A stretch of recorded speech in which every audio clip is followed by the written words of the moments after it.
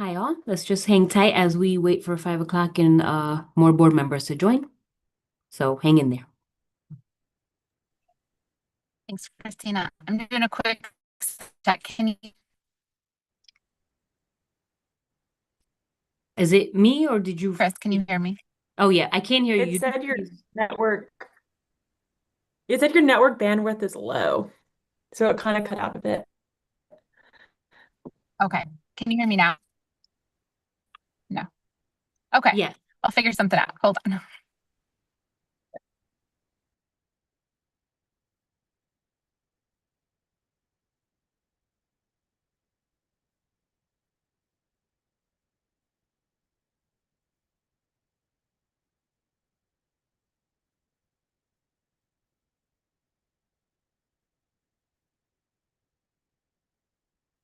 Oh, actually, okay.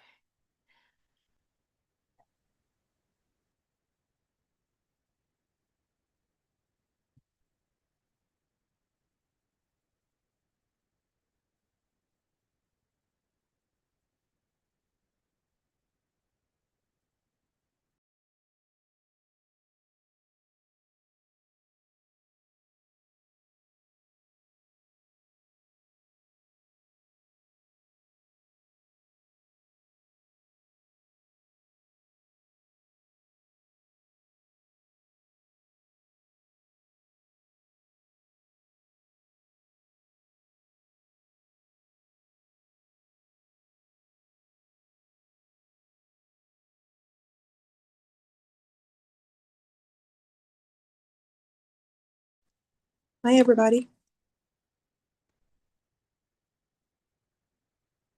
Good evening. Miss Young, I was at the CCA event when you were honored, right? Am I mistaken? No, that was me.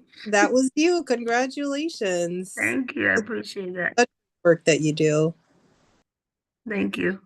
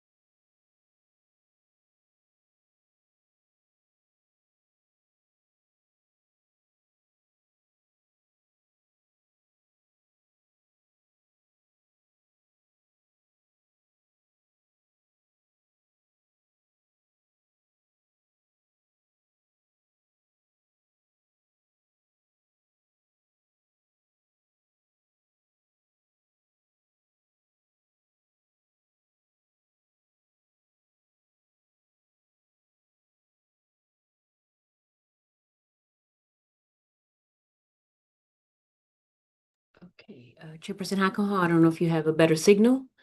We do have about 5 board members on the call and the staff is here, just so you know. Excellent. All right. Yes, I think I have a better signal. I'm sorry. I'm in North Haven at a doubleheader softball game. So I'm so sorry. I just found a parking lot that appears to have a better signal than where I was. So, all right, we'll go ahead and get started.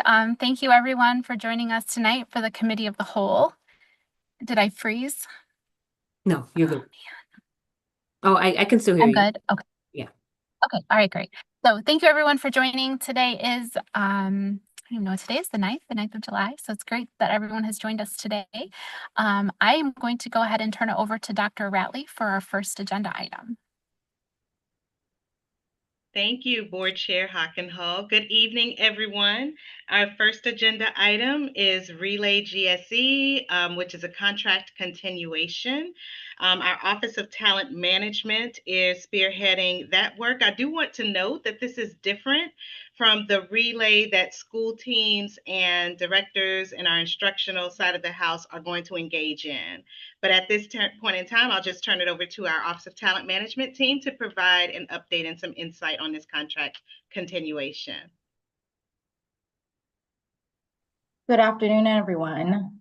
My name is Natalie Javier. I'm a senior talent recruiter here in the Office of Talent Management with Hartford Public Schools. I'm joined today by Nancy Williams, Assistant Director of Recruitment, Connie Nieves, Executive Director of Human Resources, Caitlin Richard, Chief Financial Officer, and Dr. Carla Silva Mohammed. She's the Director of Partner Success at Relay, and also Dr. Chala Fleming, Department Chair, Clinical Practice Director for Connecticut. And I am here on behalf of this Teacher Certification Program Scholarship Request with Relay Graduate School of Education. Next slide. So our objective is to provide support for non-certified staff seeking teacher certification, create career pathways to help recruit and retain non-certified talent in Hartford Public Schools, and to continue a high-yield grow your own program for Hartford Public Schools. The contract amount is $123,251, and we are requesting these funds from the Alliance Grant Special Funds and General Funds. It will be a one-year contract term with OTM. This request aligns with the strategic priorities and objectives. Sustain a school district and culture of respect, warmth, and welcome. Number 3, skilled and diverse teams. Hartford Public Schools is committed to recruiting and retaining a diverse team of talented educators, teachers who share similar backgrounds and experiences with our students. They serve as prominent role models. They bring important cultural competency perspectives. They work and live in our neighborhoods, and they help us break down barriers and close opportunity gaps. Next slide. So about Relay Graduate School of Education. So their mission is to ensure all students are taught by outstanding educators. They're a nationally recognized program, an accredited nonprofit serving over 5,000 educators nationwide. Their service model is part-time teaching residency. It's designed for working professionals.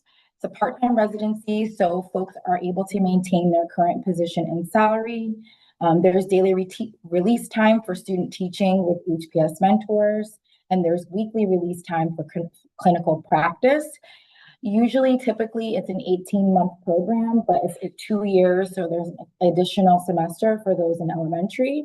And participants can get their master's of teaching with certification or a post-baccalaureate and certification in the residency program. It's an online delivery with dynamic collaborative classes, and they take an evidence-based approach. So there's the learn, practice, and grow. They do practical techniques for immediate classroom use, video analysis and peer collaboration, and there's also data-driven instruction and continuous improvement. The certification areas available are secondary math, secondary science, including general science, biology, chemistry, and physics, secondary English language arts, and elementary education. And the typical timeline for participants in the program, we start recruiting application process in the spring, and then the program begins for most participants in the summer. And then fall, they start their clinical practice and the school year begins, and then it's ongoing. They have bi-weekly progress monitoring and support. Next slide. So we've had 9 years of partnership with Relay between 2016 and today. We've had great success with this partnership. 48 staff have enrolled since the program has launched in 2016, and there's been 34 completed and graduated, which is a 71% completion rate. 83% of those graduates and completers identify as people of color, And 22 graduates are still teaching here in HPS, which is a 65% retention rate. 73% of those retained are people of color. And I just want to highlight that we would have more graduates still teaching in the district, but due to recent budget cuts, we've lost some of the staff to the outside of the district. 100% of participants from the 2024 cohort successfully transitioned to rostered teachers in the district. And our current enrollment, we have 5 staff continuing from year 1 into year 2.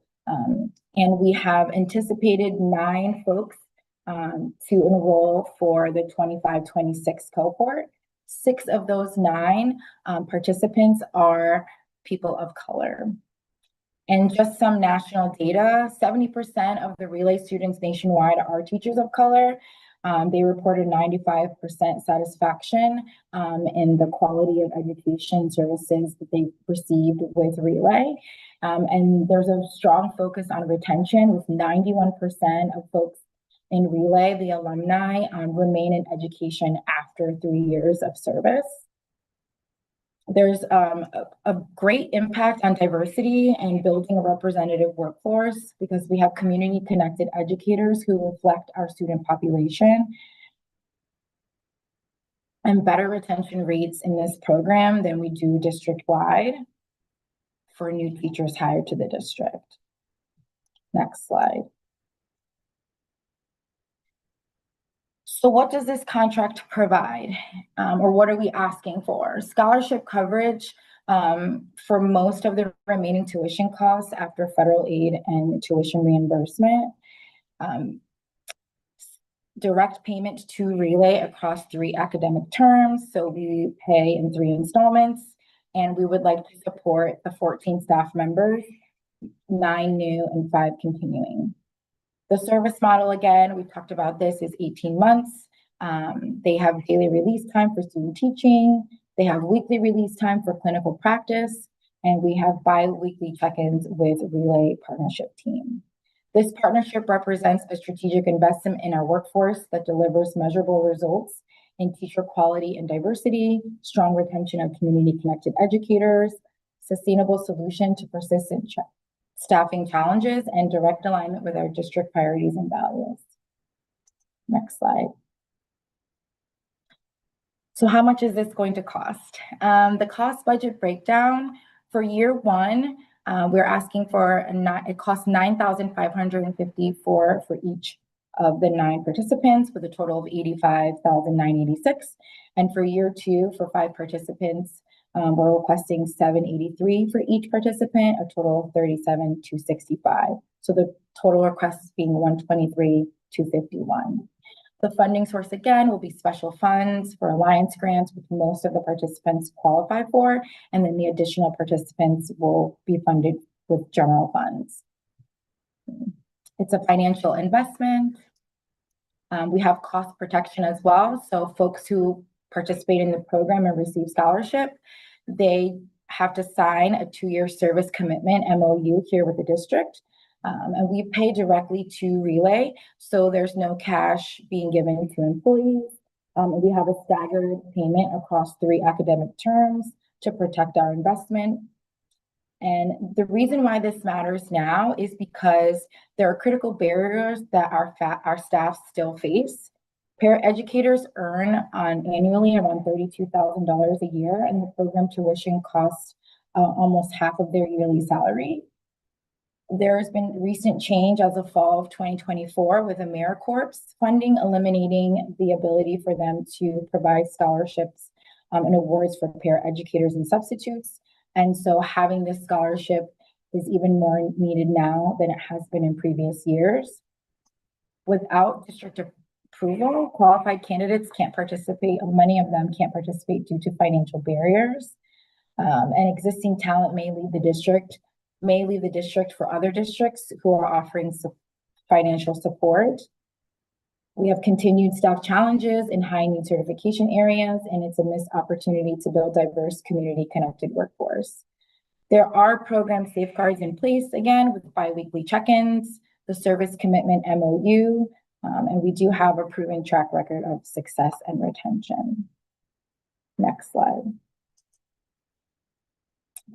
So how will we assess and progress monitor? Well, we have specific outcomes and goals. We want to meet or exceed 85% participation rate, certification rate, maintain a 65% plus retention of graduates at Hartford Public Schools, achieve higher than 70% of program participants being people of color, and addressing staffing needs in high need certification areas. We have bi-weekly check-ins with Relay Director of Partnerships, quarterly reports on participant progress, annual evaluation of completion, and service commitment tracking through our office here at APM. The immediate benefits of the return on this investment are reduced recruitment costs overall, growing talent from within, improve retention by community connected educators who stay longer, are proven to stay longer in the districts that they work in, enhanced cultural competency with teachers who reflect our student demographic and population, and strengthened career pathways by attracting quality peer educators with the incentive of having this program. And then the long-term value is sustainable talent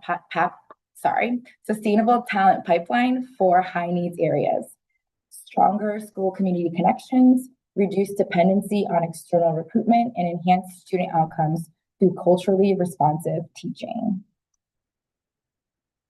And last slide. And that is all. That's our request. Again, we have the partners from Relay here on the call to help answer any questions, and senior leadership from the Office of Talent Management as well. Does anyone have any questions? I see Taryn. Yeah, Mr. Walker. Thank you. Ms. Javier, I congratulate you on the presentation. Very good presentation. I'll say your last slide about how you're tracking this and the measurables. Very concrete, really good. Nice model. Would love to see more OTM type of programming have this same type of real crisp. Here's how we're gonna know that it's success. So that's just a lot of goodness. So I do want to congratulate you for all of that. Now, my question was about 2.7 GPA.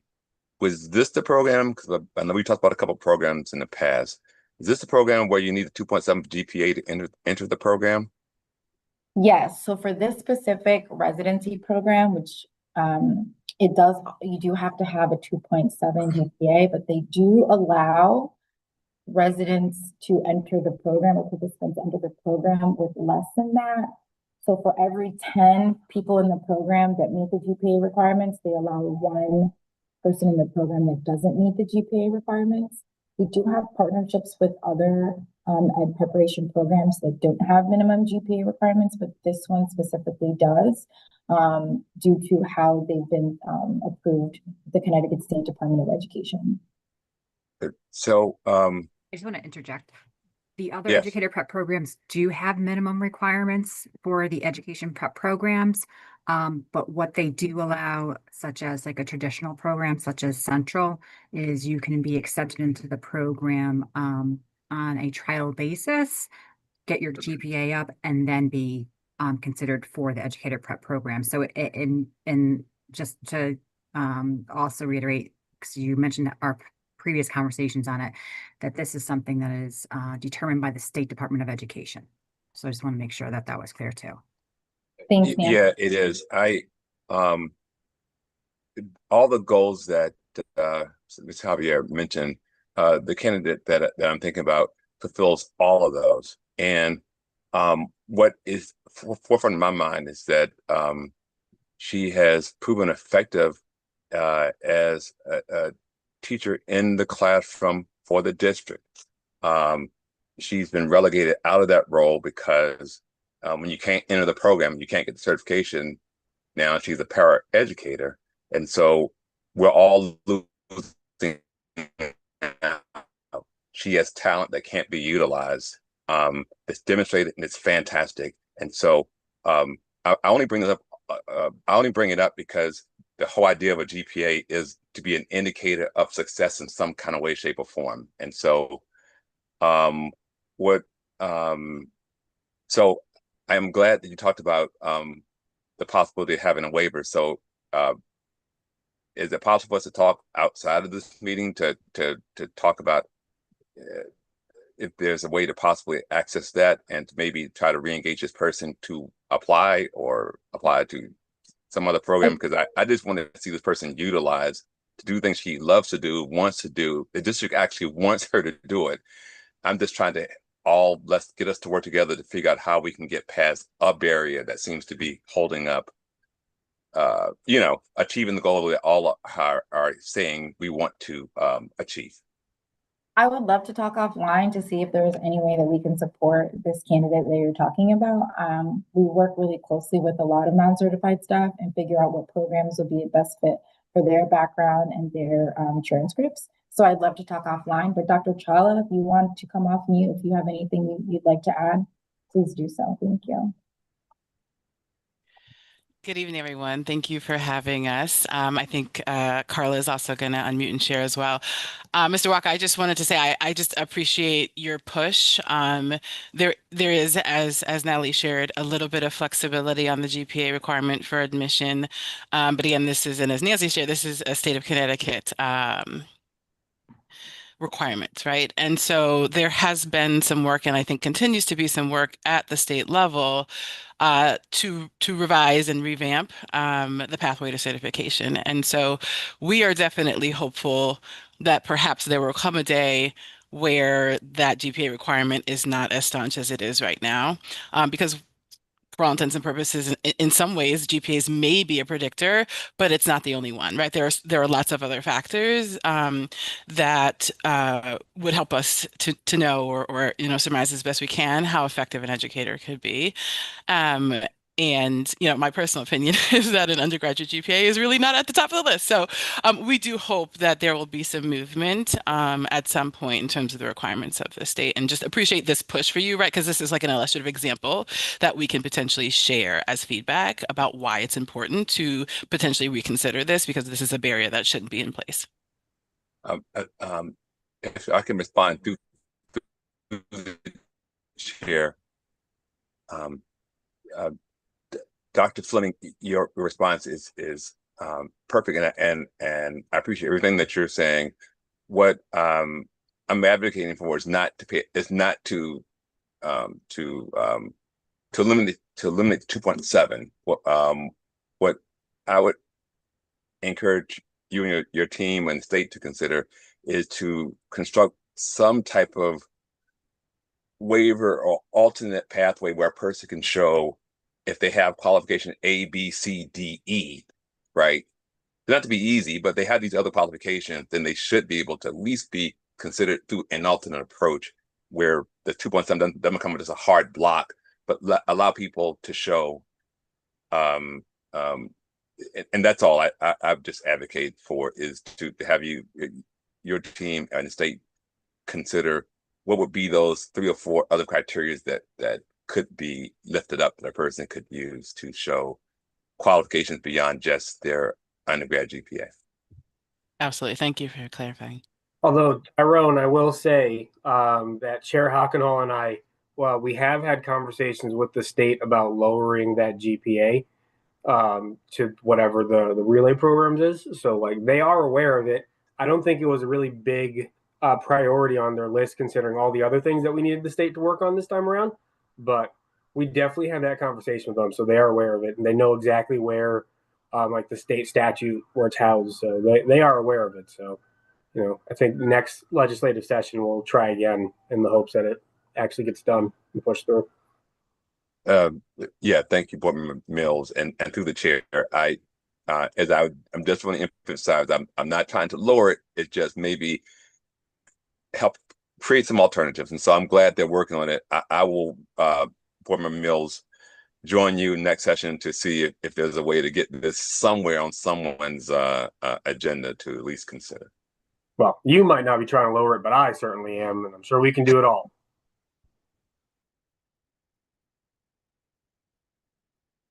Dr. Carla? Any Is more there- questions? Yeah. Hello, hi everyone. No, I think Dr. Fleming said it all. And Nancy, hi Nancy, nice seeing you. Hi Corey, nice seeing you. Hi Natalie, nice seeing you. As Nancy pointed out, one of the strategies that we have been putting into place when recruiting in the very beginning, and Natalie knows that, and Nancy as well, is that we gather the Hartford applicants with the lowest GPA and intentionally have them start their applications as soon as possible, because the state does give you that 10% room of applicants within a given cohort. So that means we have the more applicants we successfully, right, accept into the relay program, the higher that 10% room is. And that way, those low GPA candidates can enter right away.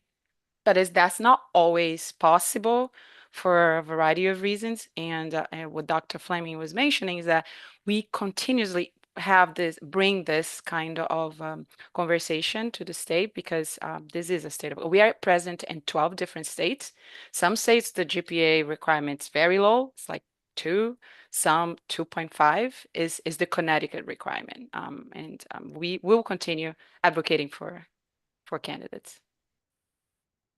Thank you, Dr. Carla. Does anyone have any other questions for me or for those of us on the call?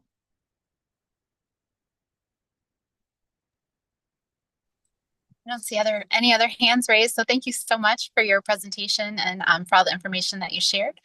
And I think we're all set on this contract then. Thank you so much. Thank you so much. Okay, thank you for having us. Bye. Yeah, thanks, Dr. Carla. Thank you, everyone. Take care. And the next agenda item is a discussion on the community schools contracts, which I will pass back over to Dr. Ratley. Yes, thank you, Board Chair. For the community schools contract, the staff member that will be leading this conversation and has been championing this effort is Ms. Janelle Hooker. So I will just quickly pass it over to Ms. Hooker to provide the appropriate updates. Thank you, Dr. Ratley. Good afternoon, everyone. Can you guys hear me? My internet is a little unstable, so I want to apologize ahead of time. So I am coming back to the board with our community schools contract. And Christina, we can go to next slide. And this is just a refresher, just to make sure, as we have other people here in our conversation as well. Community schools is a strategy that Hartford Public Schools utilizes, a national model where we, as our public school, partner with local organizations, community-based organizations, to provide supports and additional services for our students and families. Next slide. We do consider all of our schools community schools. We do have a level approach where our level 4 schools are the ones that have lead organizations providing services, meaning all of our schools get attendance strategies, higher education partnerships, family and community engagement. But at the level 4, we add integrated student supports, physical and mental health and wellness, and clinics and things to that nature.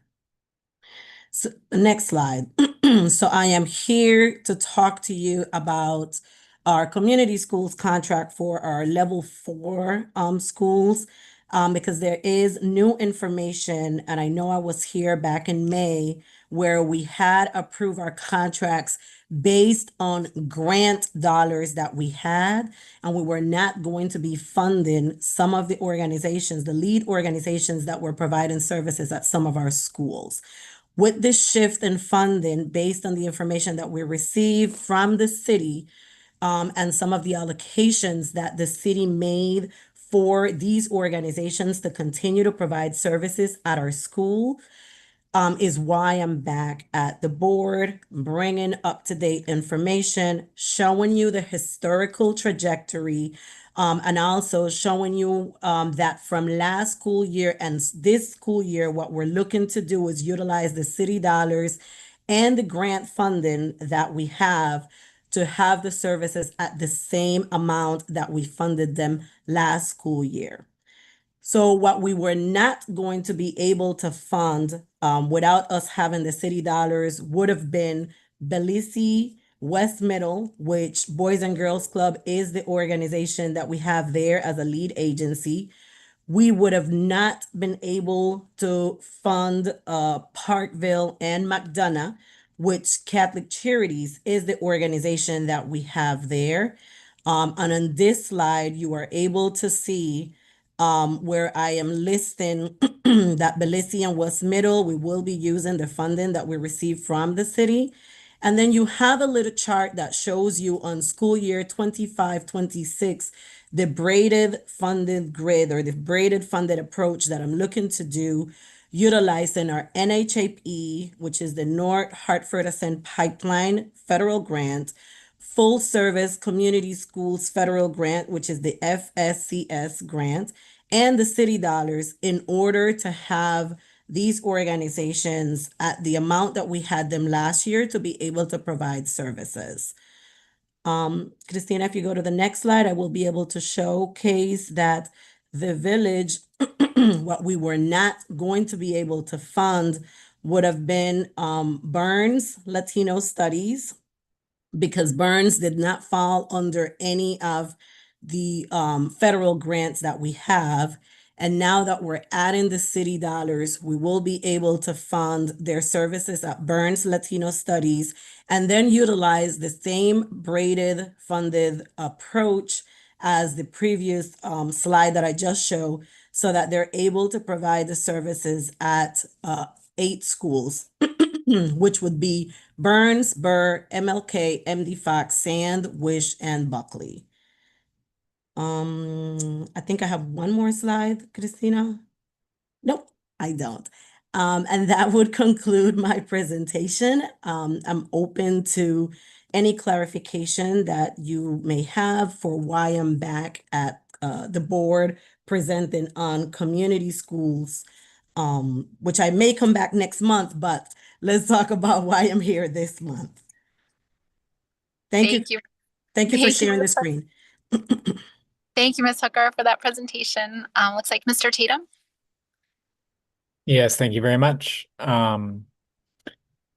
The city dollars that you're talking about here are part of the additional funding that was announced after we had approved our budget.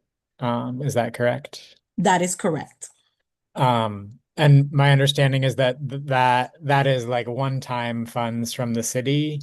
And so we're able to restore these services that we had previously cut from the budget with these one-time funds, right? That is correct. So the services would be restored for school year 25-26 based on the funding that we received from the city.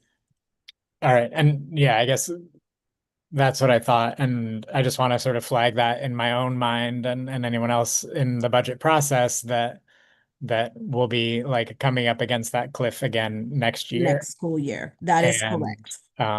Yeah, just want to like be aware of that in our development and advocacy processes as we, I know that we just wrapped up the budget season, but I know that I at least am looking forward to being more prepared for it this next year, and just want to That is correct, and that has been a conversation that our financial chief officer and our community-based organizations, we have already started that conversation and looking to see how we can have a different approach and maybe work a little more collaboratively this fall around what does the budget process look like, what does advocacy look like, as well as what does going together for grants could look like if we work with our community-based organization a little different and a little sooner in the process.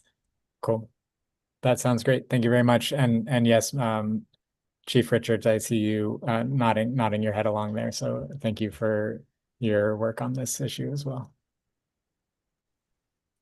Thanks, Mr. Tatum. Mr. Walker?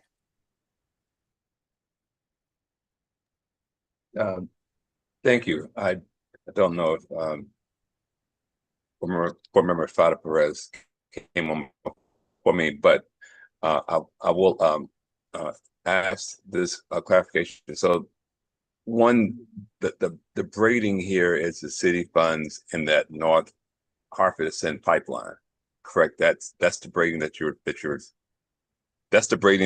you're talking about, right?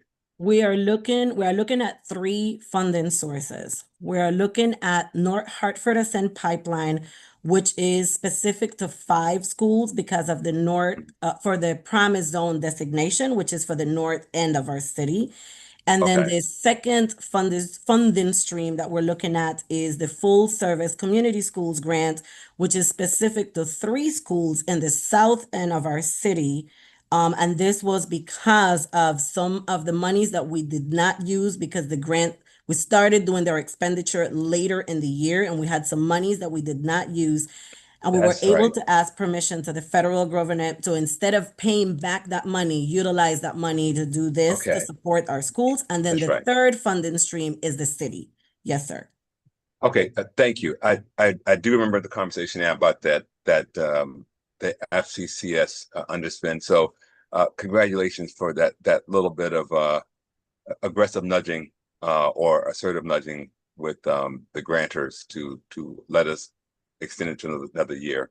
I guess a comment more so than a question is of the city funds. I know, for instance, that 1.5 mil from the Mirror Palo allotment was a one-time a payment, but I distinctly remember the mayor speaking of $1 million to $1.5 million being an ongoing commitment that they would try to fill every year from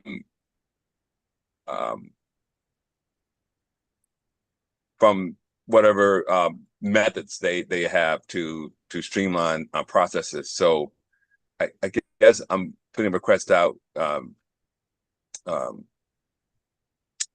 Chief Hoger and to CFO Richards to see if we can clarify that. Can we get just real clarification as to what's that sustaining money that the city is going to pledge to commit every year, so that can be laid in the budget on an annualized basis? I guess I'll direct that question to CFO Richard. Do you recall the city pledging? I thought I remember hearing them say that there was a $1 to $1.5 million allotment that they were going to put on top of their baseline money that every year they were going to commit to provide us. Am I correct in that? So my understanding, good evening, everyone. And there was a few different versions of this. And so my latest understanding is that there was the original 3 that we knew about when we passed the budget. That was additional city dollars. That was one time. Then the latest understanding from the city is there is an additional 1.5. I was under the impression that is one time, but then another piece of that is the 3 million in consolidated services. So the work we're supposed to do to streamline. And if we save that 3 million, it would be a recurring savings every year. So that's how I've understood the direct city dollars. So the 3 plus the 1.5, the 4.5 to be one time, but the savings achieved through consolidated services would be recurring. I don't know if anyone else has a different understanding, but that's what I think the latest is. Okay, through the chair, thank you for that clarification, CFO Richards. That was the understanding that I had too. Now, I think what you're alluding to is because it's based on streamlining and savings, that it may not be precisely $3 million every year, but it should be something every year that we're getting as an increased amount. Correct. That and so I guess I'll put the request out. If we're talking about us starting this process earlier, like in October or whatnot, can we make that one of our top agenda items to at least on each annualized basis, maybe try to nail the city down as to what that number would look like for, you know, the next season? Even if it changes, we'll have that number and know what it's going to be. Yes, I think it's a great idea. not to skip ahead of you, Christopher, but just to sort of respond to that real quickly, if that's okay. My understanding is very similar to what Caitlin said, but I just want to like, you said that, Tyrone, you said specifically a second ago that like we'd be getting more. Like, it's not that we get more. It's very much like we are offsetting this cost by the city absorbing it, therefore we have more. But it's not like an increase in the dollar amount. And like, essentially, it will amount to that, but just like words matter, and I just want to make sure that we're all on the same page. But yeah, so that's it would be offset by the thing, so we have more to then do the things that we want to do more. So I just wanted to clarify that real quickly.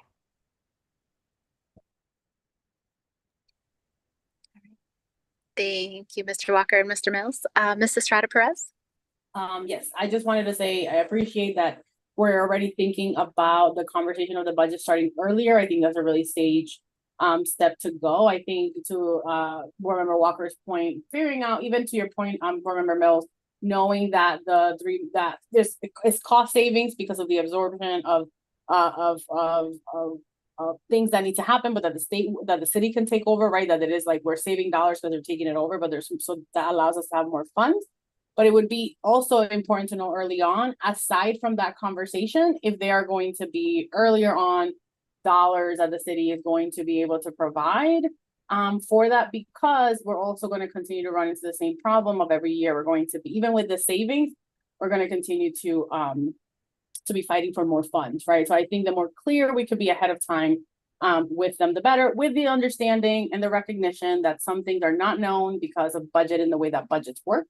But I think the more we can have in advance, the better. And I just wanted also to say, like, affirm that I really like the fact that we're thinking about the budget process earlier, because I think that'll be essential to make sure that we're all on the same page. And that I love the fact that I'm hearing about advocacy organizing and figuring out how to engage those different stakeholders.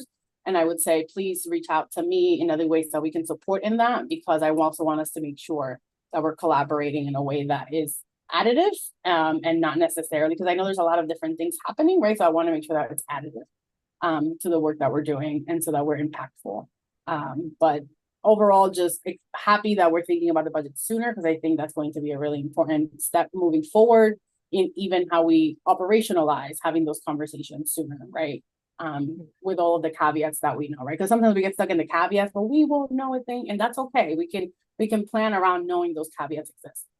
So I appreciate that we're having those conversations and excited to see how we go from there. So more general thoughts than an actual question. But oh, actually, I will also say I'm actually really excited too. I think I heard it. I'm sorry, I was a little bit late. I was running late from another meeting about Black and Latino studies and how that is able to now come back because of all these funds. These are the kind of like yes, it's considered kind of like a tertiary thing that we do with our districts, but we have Black and Latino students, Black and Puerto Rican Latino students in our district. So that is, although per state purposes, it's an elective, it is one of those things that we really need to be thinking broadly about how important it actually is for our young people to have access to that, and how we actually can't be the things that we cut, right? Because it is directly related to the identities and their histories and the ways that they view themselves. And so I think I just wanted to name that, that yes, it's treated as a third thing, but it's actually really important and impactful to the young people in the district. Thanks, Mrs. Estrada Perez. Any more questions related to the community schools? Nope. All right, seeing none, I think, oh, I'm sorry. I don't have another question, but I would like to give a heads up if that is okay. Of course, go for it. So not another question, but a heads up about there is one more school that was not listed in my presentation, and I am hoping to come back at our meeting in August. So this is my heads up on August community schools conversation again, which the one more school that we did not have in the presentation would be Weaver High School. And it's because we are currently going through an RFP process to identify a lead organization for that particular school because of the situation that occurred with the organization that we previously had at the school, and that at this time were unable to partner or collaborate with them. So we went the RFP route, which we went through the city Planet Bid platform. We will have a bidders conference on July 15th for individuals that are interested to be able to answer questions. The applications or the proposals are due on the 27th of this month. We will be putting together a committee which will follow the city process on reviewing the proposals and evaluating the proposals to solidify a partner for that school, which at that point in time, I will be able to come back to talk about the braided approach for that school, whichever partner goes through the process and gets selected via the process. So I look forward to having this conversation with you again in the month of August. Great. All right. Thanks, Ms. Hooker. All right. Seeing no other hands. Oh, I do see someone's hand up, but That is our I'm not community-based sure who organization partner. His name is iPhone Mr. is. LeBron. Oh, is that? Hello? Yeah, Mr. LeBron. I'm sorry. Yes. Did you have something to say? Yeah, I just, I think that, so thank you all and thank you, the board. I just wanted to specifically thank the parents and the scholars and the teachers and principals who came out in the advocacy. I think it's important. I believe words matter as well. And that is important to name that out, that not only did their advocacy was effective for, just for Catholic Charities, but also for all the organizations.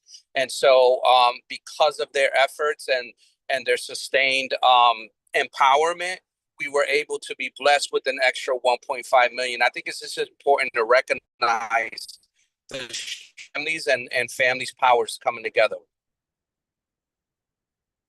And I apologize for not being able to be on screen today. I am in transit. No problem. Thank you, Mr. LeBron. All right. Any other questions? Ms. Young?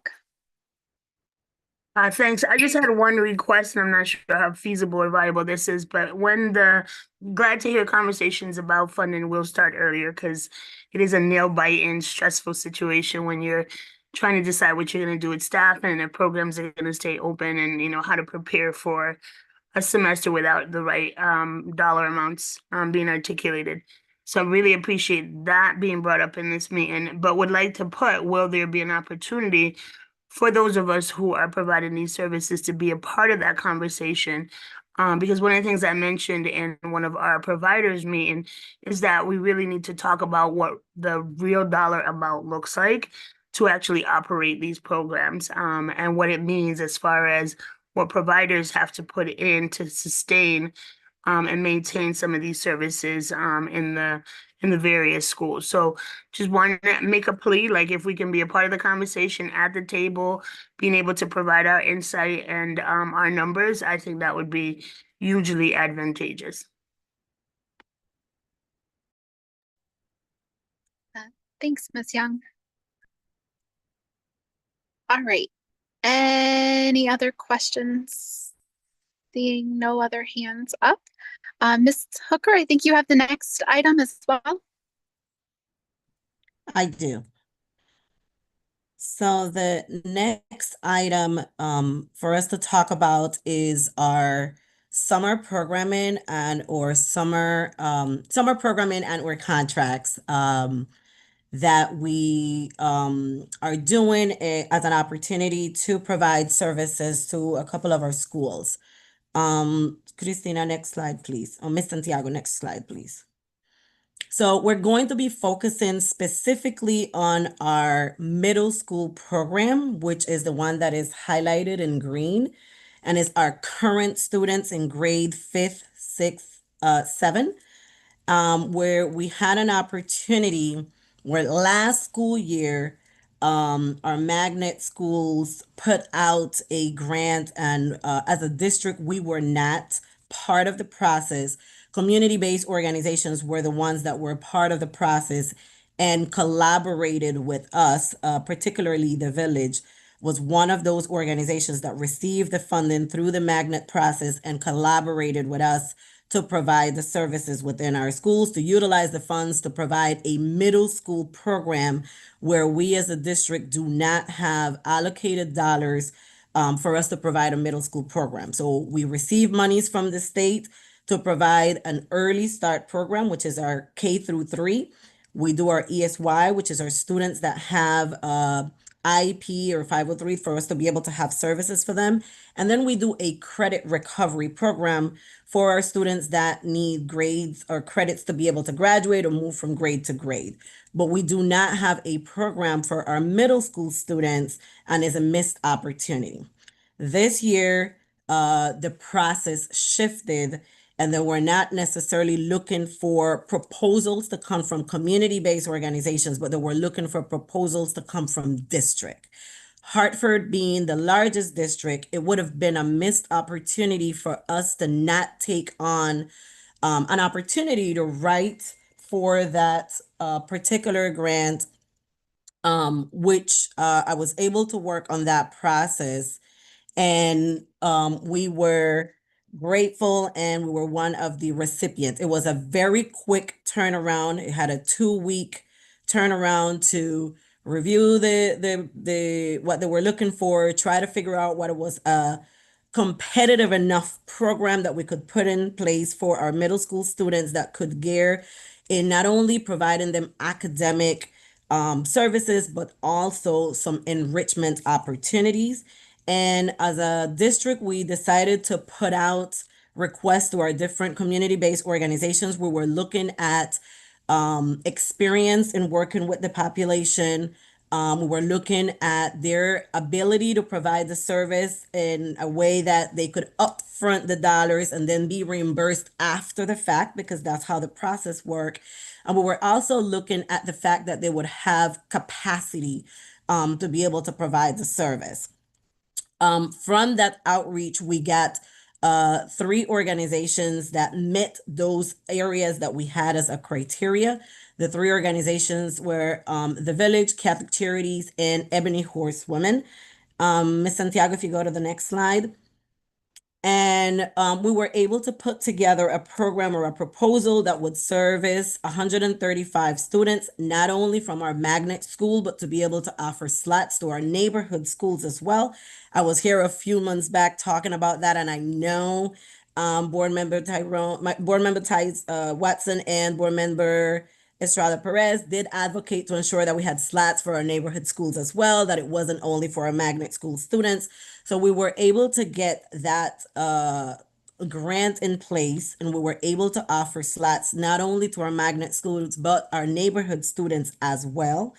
And I'm here today because in doing the contract, it will go over, for one of the organizations, it will go over the threshold, which put me to have to bring them to the board for you guys to approve, which is the $50,000 mark of threshold. So the Village, so I am going to be doing contracts with 3 organizations, but the Village, their contract is going to go over because of that threshold, and that is why I'm here today.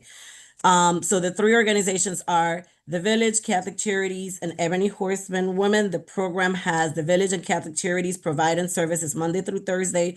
Ebony Horse Women will be providing services for the 4 Fridays. The Village will be able to provide services not only at our middle school program, but also services at our increase the number of slots that they're able to offer at our elementary program.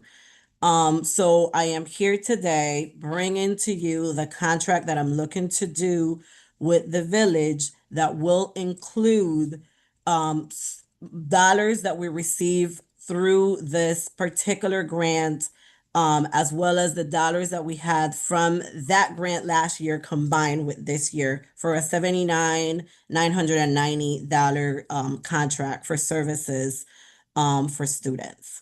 And I don't know if I have another slide. No, that would conclude my presentation, and I'm open for any clarifying questions that you may have.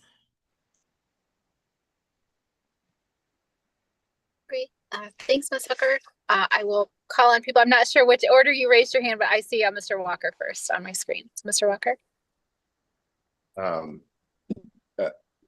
Chair, I'm going to yield to a board member Fortune, just to give a new voice here. I'll comment second. Appreciate you. Ms. Fortune. I should go buy a lottery ticket today. I feel like I'm feeling lucky. Just a clarification question. Is the contract term one month, July 1st to August 1st, 2025? Or is that Correct. It's okay, so only for just the the- summer. It's only for the summer. So really it's already started, just so we're clear. So it starts right. It started 2 days ago. Today's Wednesday. Okay. All right. I just wanted to make sure I wasn't missing something. Okay, thank you. Thanks, Ms. Fortune. Mr. Walker. Thank you, Chair. Director Hooker, congratulations, one, for obtaining the grant. I had to get the context because I initially was feeling like this is a sole source situation, but you expertly answered all my questions, and you demonstrated how you totally followed the procurement process as laid out by the city. And so, and again, congratulate you for, even though it's a what doesn't seem like a huge amount of money, that's impactful money for the summertime. So I congratulate you for really delivering on something that we had asked about, which is giving community schools some additional enrichment. And I think that was the substance of what I've said, because you really already anticipated my question and answered it. So thank you very much. And really, I would love to hear some impact maybe at the end of the summer of youth helped and how we tracked and really made a difference with these young people. I know Ebony Horsewomen can punch above their weight in terms of the impacts they can have. So again, just congratulations, and look forward to hear the results of this program. Will do. Great. Thanks, Mr. Walker. I don't see any other hands up. All right, great. Thank you so much for your presentation. And we will move on to our next agenda item.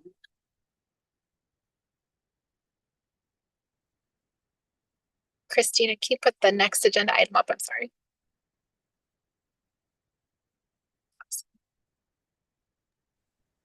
Can you see Okay, it? Oh, I can now. Yes, I'm sorry. Yep. So our next item is a second reading on policy 9012, powers, purpose, and duties related to our board bylaws.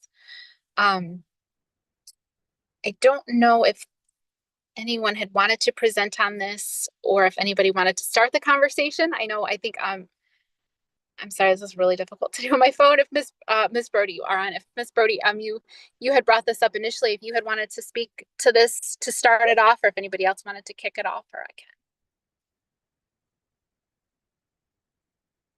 Maybe not. Okay, I'm going to just start with a quick question. I'm sorry. Yeah, sorry. If Miss Brody is not on, I can give a little bit of context Yeah, go for it. for what I think this is. So I did a little bit of digging after hearing Miss Brody talk about this. In our policy 9012, the one thing that it mentions is that the board, which positions in the district the board approves by a vote at a meeting, which obviously includes the superintendent and what is described, I believe, as cabinet level positions. For example, I saw Jose Colon was on the call earlier. Like, I think that might have been the most recent appointment, or maybe Miss CFO Richard. That level of thing the board votes to approve.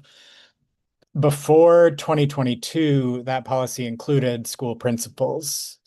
And so the board would vote on the appointment of school principals. If I remember correctly, the superintendent would come with the motion to appoint so-and-so to be the new principal of a certain building. I did do some digging into the notes, like the historical notes of how that policy was changed. And it was discussed in as early as May of 2020 as a possible change to that particular policy. I know that it was referred to our attorney Lori Miserak, who wrote a letter sort of answering some questions about the legality of that. It's been a few months since I've read that letter, so I forget the details of what it said. And then it seems to have not been brought up for a couple of years, but then got brought up again and was voted on at the June 2022 board meeting and passed with that revision that took approving principals, the board approving principal appointments out of our roles and responsibilities. And so since then, the Harvard Board of Education has not voted on approving principals. If anyone who's been around longer than I have and has more firsthand experience would like to chime in on that, that is my understanding is based on the written record of the board. Thanks, Mr. Tatum. That was a fantastic summary of where we are. I really appreciate you doing that. So with that said, not seeing any hands up yet, I was going to put a question out to the staff at the school system. Can someone walk us through what the current process is of approving and appointing a superintendent, or sorry, not superintendent. Oh, it's been a long week. Of school principals. Yes, Board Chair Hockenhull, if I may. We have several members on the call right now who can give, the technical view as well as the experiential view. So I'd like to tag in first Ms. Monica Quinones, who is one of our principal supervisors and can just give kind of the high level overview from experiencing the process. And then of course, we have members of our OTM team, namely Nancy Williams, who can provide insight as well. Monica, if you'll start just to give an overview of what that process entails, and then Nancy, please feel free to jump in as well. Yes, good evening, board members, and thank you for giving me the opportunity to present the process. So definitely in selecting the principal, it is with the intent of identifying a high qualified, exceptional leader who has who meets the district vision and also the unique needs of the school community. And so the process outlines a very robust steps that are taken for it to be both fair, transparent, and rigorous selection. So first, it starts off with obviously having the vacancy, posting it, and then the Office of Talent Management vets through the process to ensure that the applicants meet the requirements for an interview. Central Office then continues that vetting process with an interview process, and that will establish more of the technical requirements and asking questions regarding the credentials, their skills, knowledge, and qualifications that they stated that they have, and for the specific principal position. Then the SGC also has a big part in this process as well. The central office then will send viable candidates to the SGC process of SGC, and they will then, in alignment with the Office of Talent Management, ask questions, as have an interview process themselves, in which they also select questions to ask the principal. And at their when they are interviewing as well, it's more to see if it also is the right fit for their school. And what the SGC then does is they send a recommendation or feedback to the superintendent, who then ultimately makes the final decision as far as the candidate for principal. And that is in a nutshell. And I don't know if Nancy, you want to add more to it, or if anybody else has any more specific questions. You did a great job, Monica. The only thing that I would add is that the superintendent also interviews the finalists. So she has her own interview as well. So she has the information from the central office screening, the SGC, and then the final interview and sometimes she has the deputy superintendent involved in that as well. So that's the only thing I would add. Great. Thank you both. That was super helpful. And I will turn it over to Mr. Tatum. I think my main question at this point is that I would like to hear if anybody has knowledge of why that change was made. Because it was the only change to that policy that was voted on. And so there must have been a specific reason why somebody wanted the board not to have to. Oh, yes, Mr. Walker, I realized that you were present at that meeting. Maybe you know. But my question is, why was that change made to make it that the board did not have to vote on the appointment of principals? Yeah, thank you, Board Member Tatum, and through the chair, I'll respond by saying I was new to the board in 2022, and so what my recollection was that the chair at that time, Chair Rigor,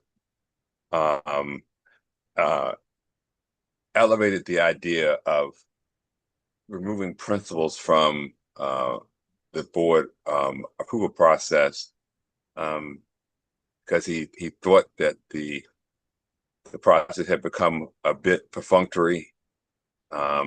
Sorry to use some gigantic word there, but essentially he seemed to feel like it was I guess just performative, and so he recommended change was implemented. Board Member Brody, I think, has brought up what I think is also true, that since that time, the impact of that decision has been that the board seems to be less connected to principal changes that are going on in the district, and have found that not getting this introduction to principal changes at different schools don't let us know when school-based leadership is occurring, and then engaging it in a timely way. And in some cases, we're hearing about changes and people's reflections and feelings about it almost after the fact. And so I believe Board Member Brody rightly wants to correct this so that, again, the board is in the lead in terms of being notified of these school-based leadership changes, and then being prepared and also have an opportunity to share our expectations with the principals as these leadership changes are occurring, and being a little more proactive in terms of engaging with new school-based leadership.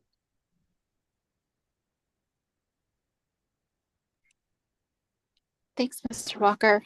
Any other? Oh, yep, Mr. Tatum.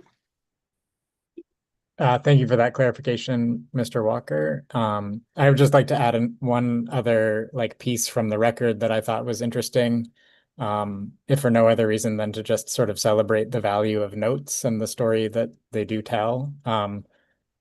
The report of a June 1st, 2020 policy committee meeting that was responding to that included a response to the letter that Attorney Mizrak had prepared, states that consensus was reached on approving principals and cabinets/chiefs, and that they would look further into how to word it. So in 2020, apparently the policy committee reached consensus that they would include principals as the policy stated. And then in 2022, without much documentation of discussion in at least the notes that I was able to find pursuant to this, they reversed their position on that consensus, and the vote passed to remove principals from that list. So there's a story there about how that shifted, and maybe that includes shift in board leadership at the time and different priorities. But I'll say that I'm glad that Ms. Brody has sort of brought this to our attention for the reasons that Mr. Walker mentioned. That I do think that it helps board members stay informed of what is going on with leadership in the district. It gives us an opportunity to engage directly with principals, which I think benefits the relationship both ways for the board to feel a closer connection with principals and for principals to feel like they have a closer connection with the board. I am curious if between now and the regular meeting, if there are other reasons than the one that Mr. Walker brought up for why maybe it would make sense to not have to go through that process. I'd be open to hearing some of those. The only one that I had thought of was if somehow it delayed the process of like getting a principal in the job doing what they needed to do. That would be a concern that maybe we could address, but all this to say, thank goodness for taking notes. As someone who loves notes, I like to do this kind of research. And I'm glad that we're looking back at this issue. Thanks, Mr. Tatum. I do have a quick question, again, to staff. Is there any record, or does anybody know off the top of their head how many times somebody that was recommended by, or a principal that was recommended by the SGC did not get the role?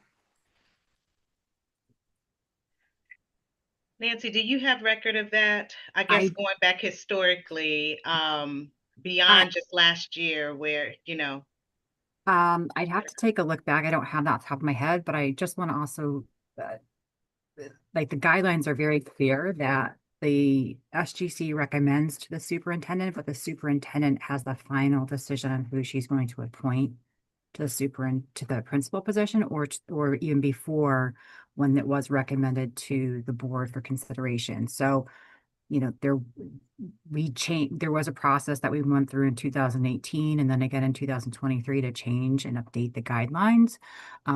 So just want to make sure that that's clear about that process of the SGC's recommendations to the superintendent are meant to be feedback, but not necessarily like that the superintendent then would rubber stamp what they had recommended. Just want to make sure that that was clear. And Board Chair Hockenhull, I can add that at least in the last calendar year while I've been involved in the process, at the point that it's following the SGC, that they have not been overturned. None of the recommendations. Okay, all right. Thank you both for that. Mr. Wilson?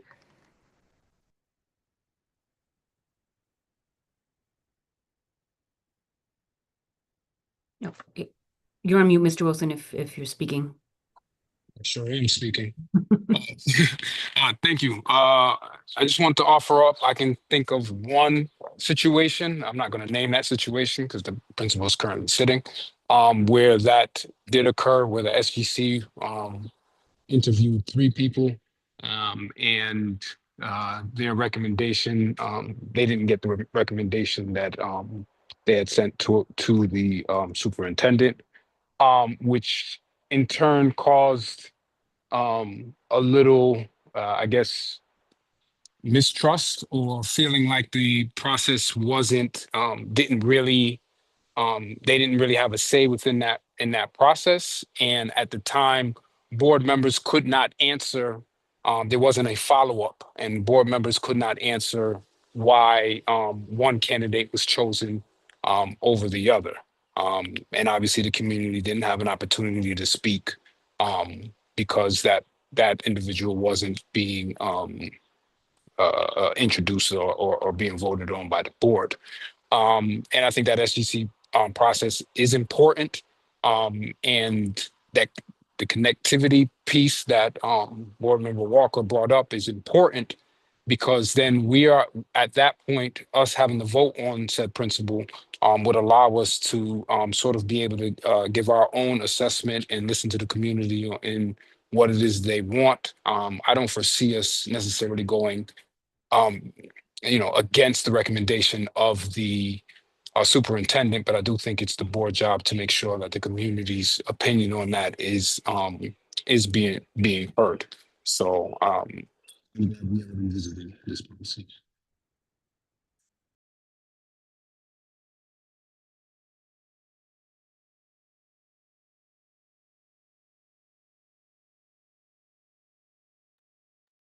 I'm done. Thank you. Chair is the I think we lost her. oh, I think you can okay. just talk, Tyrone. Yes, in absence of Oh, the chair, I put her to sleep. I'm sorry.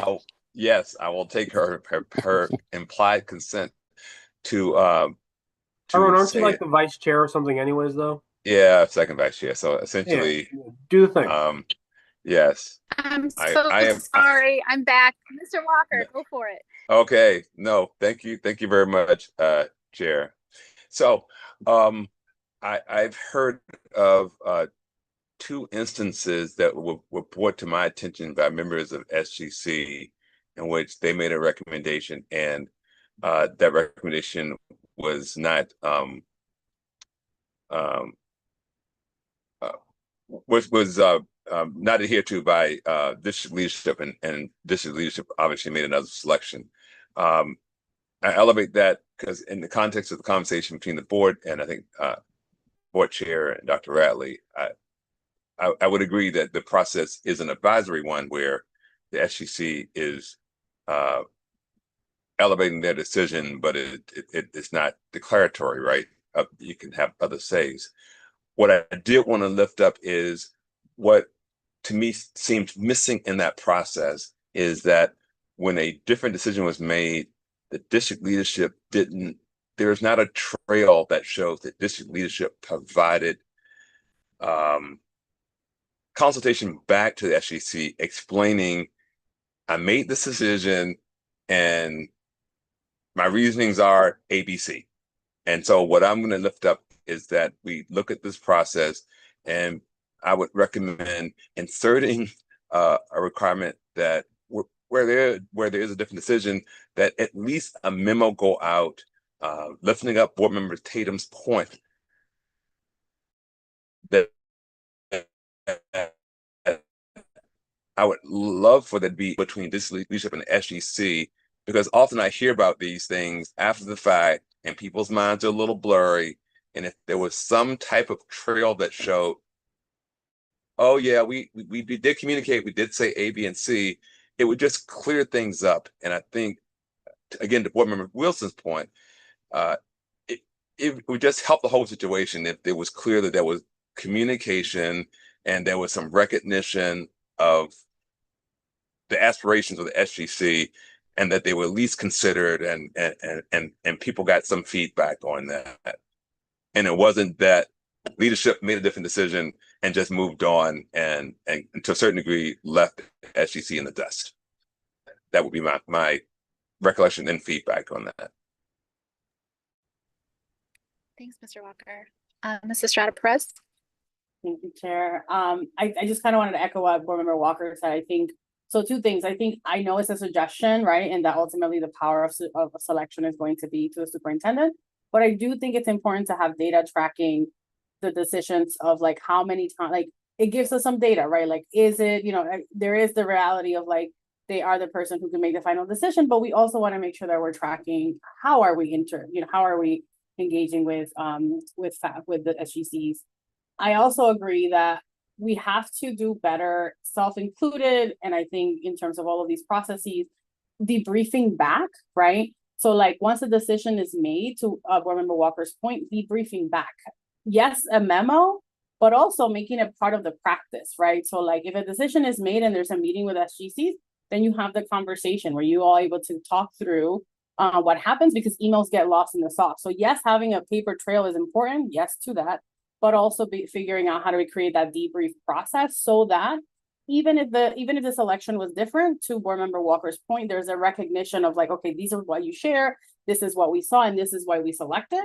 And so if we can do that better, then I think the communication expands. And we can address some of the concerns where parents feel like they're not being seen and heard, because it could feel that way, right? If you are giving your suggestion and then everything is silent and you don't hear anything back, and then the selection that was made was different and there's no conversation about why, then it can become a little bit, and that is a suggestion that I'm throwing to all of us, right, collectively.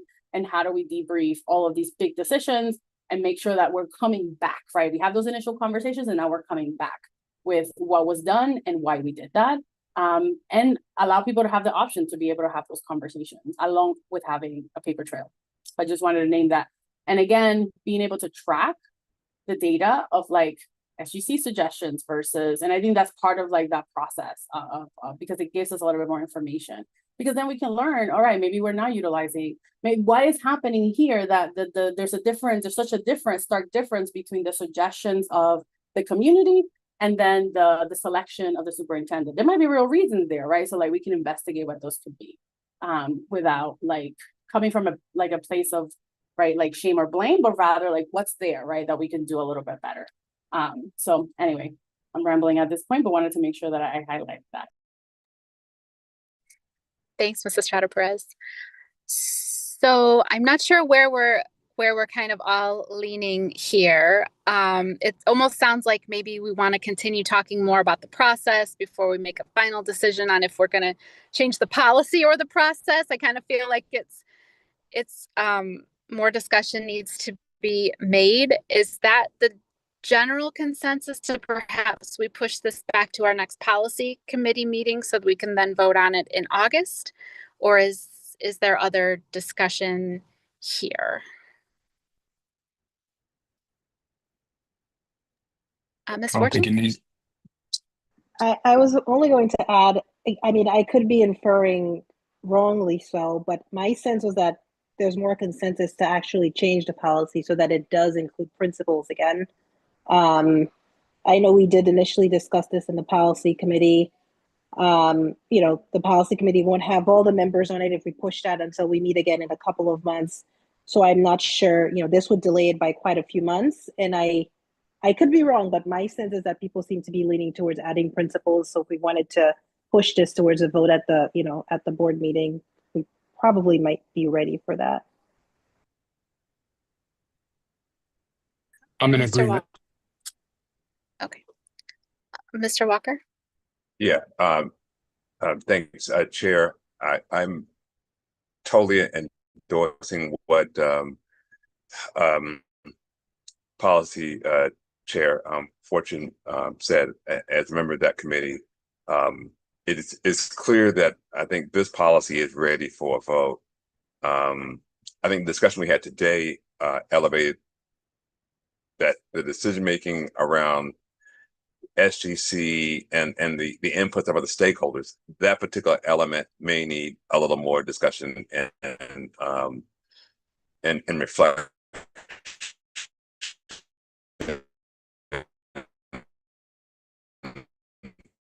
But to board oversight, I think that absolutely is ready to go for a vote. All right, thanks, Mr. Walker. Mr. Mills? I don't usually believe in just talking to agree with other people, but since you asked for a consensus, I would like to state that I agree with Ruth. And I think that merits being said. The end. All right, thank you, Mr. Mills. I will say that I personally am not in favor of changing the policy, only because I feel like if it's gone through the process that has been laid out by Dr. Ratley and the team about the whole process that goes into it, including the SGC being, you know, giving their input and then the superintendent giving, you know, their final input. I don't believe that I personally would be in any place to overrule what they say, and then at that point it would feel more like a rubber stamp. So I kind of see where, you know, former chair Orgora was coming from, but that's just my opinion, and it sounds to me like the feeling of the board is that we want to send this forward for a vote in July. Ms. Fortune? Yeah, I think it's the opportunity to communicate with the principals and just build that relationship that I think is more paramount here at the front end, more so than necessarily reassessing their qualification, right? That's my sense from this conversation, and why I don't want to speak for Ms. Brody, but that my sense was that she really likes to feel like she gets an opportunity to connect with the principals, meet who's going to be in the principal, have a better pulse of what's happening at each school. And this is one way to have that. not necessarily to question the judgment of the SGC or the superintendent in selecting a principal. Thank you for that. And I absolutely agree. Like, I think that we should be more connected to all the principals at all the schools. So I almost feel like it would be a matter of we're introduced to them at a meeting instead of holding up the process to approve a principal. I definitely think that, having an opportunity to meet more folks, board meetings and that kind of thing, and even meet and greets, at different times, I think would be fantastic. But again, that is my opinion on the matter. So, seeing no other hands, we will send this to the July board meeting for a vote. Mr. Tatum? And just for clarity on that, and because this was also kind of an interesting thing in the record on the votes of this issue, will it be brought for us as a first reading at the July meeting? Or this is a second reading for vote. This would be considered a second reading? Yeah. Even though it hasn't been introduced, or I'm sorry, did I miss it in a previous? It was a first meeting. It was a first reading in the last. Okay. Thank you for that clarification. Okay. All right, seeing no other hands. Christina, was there one more item on the agenda? Yes, sorry, there's two more. First, CFO Richard is here with a quick budget update on federal, I think, right? Yes. Thank you, CFO Richard. Yes, and I'm excited to hear everyone's eager to engage in the budget process earlier. I think I've recovered maybe, so I'm excited as well. But that's absolutely the plan, is to start earlier. And I will say, in related to this update, we'll start earlier for FY 27, but there's also going to be things about the current fiscal year we'll need to talk through, especially with some of the uncertainty at the federal level. So I'm just going to give a quick update right now. I can share my screen. There's no action right now and no answers necessarily, but I did want to keep you abreast of what is going on, as you might have heard of some things in the media, and I wanted to let you know how it impacts or could impact Hartford Public Schools. So in terms of federal funding, this is just an overview nationally of what is going on. So there's two pieces. One is federal funds that have been put on hold. So you might have heard of this. It's the $6.8 billion across the country that was put on hold by the Trump administration. It is funding Congress had already allocated. And this affects not only the current fiscal year, so FY 26, but actually the previous fiscal year that just ended. The federal government was meant to disperse funds to states on July 1st to reimburse for programming that had happened in the past fiscal year, and notified them right before that they would not be doing so, that they were putting a hold on these funds or freezing them. It's actually enshrined in law that July 1st is the disbursement date for that.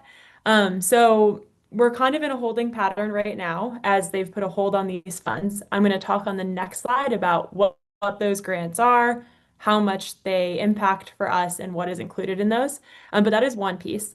The second piece is around the federal spending and tax bill that was recently passed. As you may know, that included cuts to Medicaid. And so we have a lot of students who are eligible for Medicaid that may no longer be. The way in which that will impact school districts is around billable services through Medicaid for things like health, dental, special education. So I'll talk on the next slide how that impacts us. But these are the two big things that have happened recently federally that could impact us. And you can see I linked up top, and whenever this is posted, just some resources that are sharing what the impact of these various measures are on education. I will say in there, you'll see there's an impact on SNAP benefits, and that could impact some school lunch programs for certain schools or school districts, but we are community eligible, which means all students are eligible for free lunches. So that won't impact us. So you may see that in there, but what I've highlighted here is just the pieces that could have an impact on Hartford Public Schools given our situation. So if I go to the next slide, this shows specifically for us what this means. So the grants that have been put on hold by the federal government are Title II, Title III, Title IV, and adult education. So I'll talk through each of those. Title II is for professional learning. we have about $1.1 million in the budget for this current year, so FY26. It covers professional learning and OTM central office roles and some non-salary items. So that's the first piece. Title III is to support multilingual learners. That's about $500,000, and this includes multilingual learner roles, specifically coaches, coordinator, and some non-salary items as well. Title IV is around at-risk youth. It's $0.9 million, and that is entirely our student support and success centers. So I know we talked a lot about that and some of the high-risk reductions. We were able to preserve a large portion of those centers, and that grant is what is funding those. Finally, in terms of grants that have been frozen at the federal level is adult education. So this is $2 million in a federal grant, and then we provide $1 million in a match. So that is how the grant works. And this funds our adult education program where there's both night and day classes, citizenship classes, English learning classes, a lot of different programs there. And again, 2 million of that is the grant and 1 million is a match that we provide with district funds. And so those are the grants that have been frozen. And again, we don't know what is going to happen on this front. We don't know if those will not be on hold at any point in the future. But we wanted to start talking about it now so you at least know what those are, what is in them currently. And in terms of strategy, we're starting to think through, what are other areas of reduction that we could make in order to preserve any priority items in these grants, while also anticipating we might have to make cuts directly to some of these grants. It's over $4 million. And we know how difficult the budget process was to get to where we are. And so the thought of cutting even more is difficult. So it's likely going to be a balance of thinking through other opportunities to cut alongside things that are covered already in some of these grants. And then the last piece I'll highlight is just on Medicaid reimbursements. So far in FY25, and we're still kind of closing out the year, but it's about $1.3 million that we've collected in Medicaid reimbursements. We bill for health and dental clinics. That's about $1 million of it. And then there's also certain special education services that are eligible for billing. So just also wanted to highlight that was something that came up in our high-risk reductions. There's been a lot of talk about our health and dental clinics, and that's one of the main revenue sources is Medicaid billing. And so that's just something we're going to have to keep an eye on as we know that some students may no longer be eligible for that. So I will pause there. Obviously, not good news. I will say we don't know if that hold is going to be lifted. So this is mostly just to share with you where we're at right now. And I will say I think we're just going to have a lot of conversations like this in the coming months where I can give you updates on where we're at and when we might need to make a decision. But right now, this is mostly just for your understanding and that we're starting to think through what we might need to do if we don't have these funds. Pause there. Thanks, Ms. Richard. Any questions from board members? Sorry, I see you now. Mrs. Estrada Perez. Oh, sorry, Mr. Walker, go ahead. Okay, yeah, sorry. Yeah. Chair, thank you very much. Super quick. Thank you, CFO Richard, for update. And I wanted to add, not to give you more homework, but the state leadership had reported setting aside some funding sources that would be activated and kicked in if some of the federal uncertainty came to pass. So would you add that to your discussion for the future updates to see if the state is indeed elevating funding or distributing funding, and can we get that as part of the update too as we discuss this moving forward? Yeah, well, I can definitely add that to the regular update. So far, what they've shared with us just is what funding they've received from the federal government versus what they expected. And so I'll definitely be looking out to see if they have any plans to supplement any lost federal funding.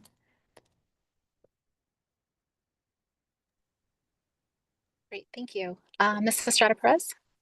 Thank you, Chair. I just wanted to say thank you for putting this together. I know I sent you an email about it because I was very concerned. I work in higher education and I've been hearing from parents as well were concerned, I wanted to make sure that we had our ball rolling ahead of time so we can start having these conversations as we're having budgets, right?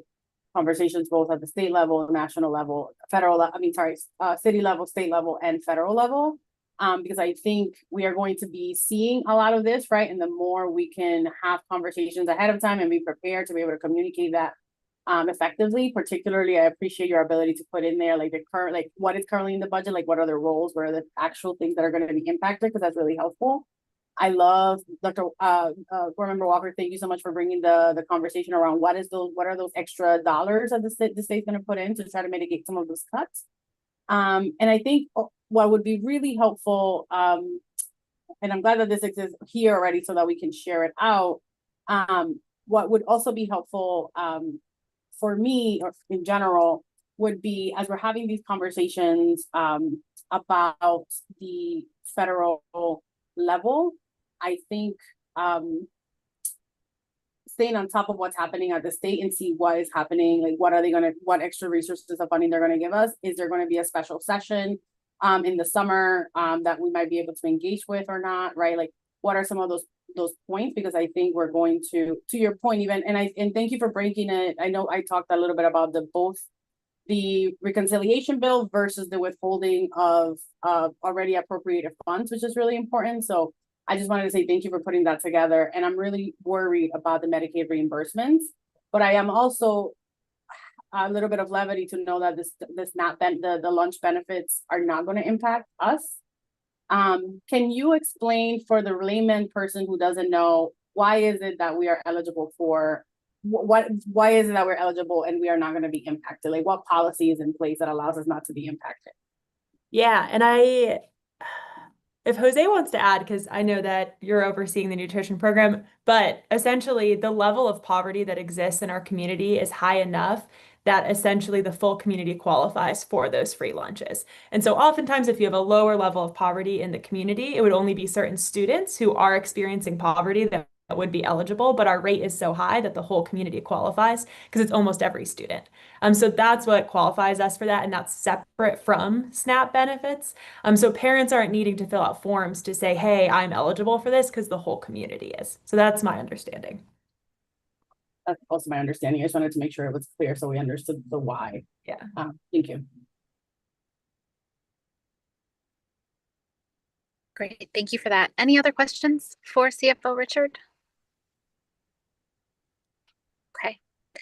Seeing no other hands raised, thank you so much for that presentation and for being proactive and bringing us this information. I think that's very helpful. Seeing as that it is 6:37, and I think our last item was an update on the strategic plan. Dr. Ratliff, do you think we could move that maybe to have an update at the board meeting in July or at our next meeting?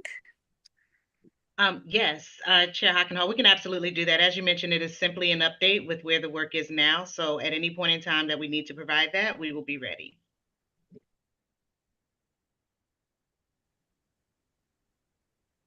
Excellent. Yeah, that would be great. I think maybe at the board meeting would be a great place to put that, and so that the community can also hear that as well. That would be really great. Thank you so much. Mr. Wilson, is your hand raised?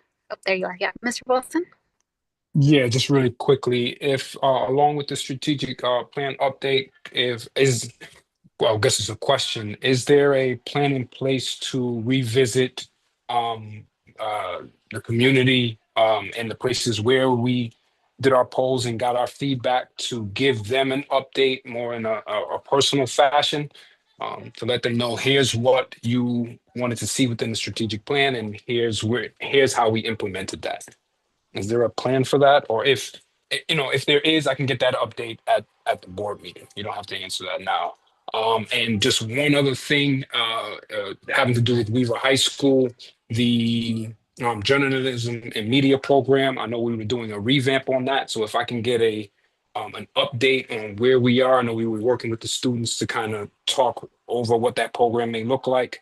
If we can get an update on that, that would be great. That's all I have.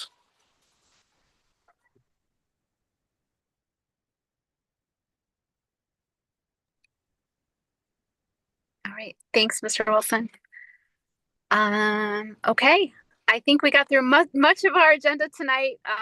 We look forward to hearing the strategic plan update at the meeting next week on Tuesday. And I believe that will be in person at MD Fox at 5:30, our regular meeting time. So we look forward to seeing folks at our meeting on Tuesday. And with that, I thank everyone for your presentations tonight. I thank all of our board members for being so attentive and asking such great questions and all the great conversation that we had this evening. So thank you so much, everyone, for your time on this very, very warm evening. And I hope that you all enjoy the rest of your week, and we look forward to seeing you all next week. Thank you.